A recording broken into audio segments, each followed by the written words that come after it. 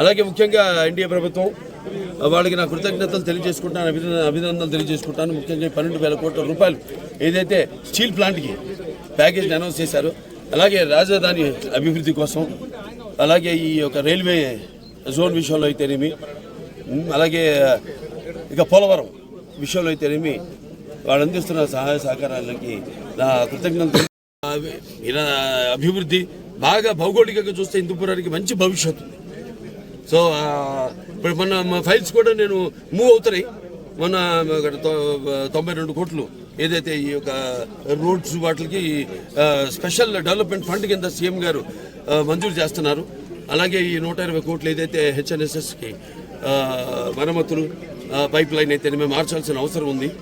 అలాగే ఇంటింటికి కొలాయి నీళ్లు ఇవ్వడానికి అయితేనేమి, ప్రతి కొలాయికి నీళ్లు ఇవ్వడానికి అయితేనేమి, అలాగే ఈ మాకు ఇది ఉంది మన చలమత్తూరు గోరంట్ల ఎత్తిపోతల పథకం, అదొక 850 కోట్ల.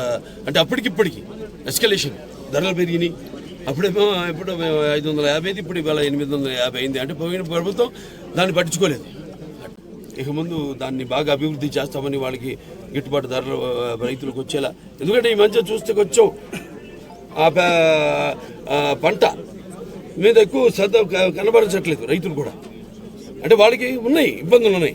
ఆ ఇబ్బందులు ఏంటంటే ఇంతకుముందు వాళ్ళకి ఉన్న బకాయిలు అయితేనేమి, ఇన్సెంటివ్స్ అవన్నీ కూడా మా చర్చించడం జరిగింది ముఖ్యమంత్రి గారితో.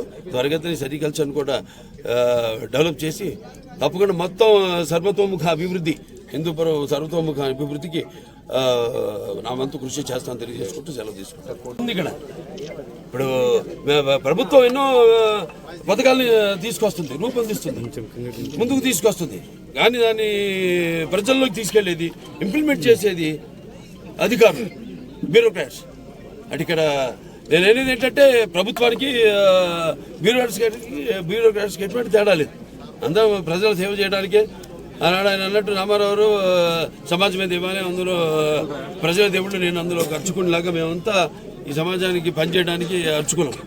సో నేను అప్పుడు అధికారంలో ఉన్నప్పుడు, ఫస్ట్ విభజన అయినప్పుడు రాష్ట్రం, తర్వాత అధికారం లేనప్పుడు కూడా వారెంతో సహకారాలు అందించారు నాకు.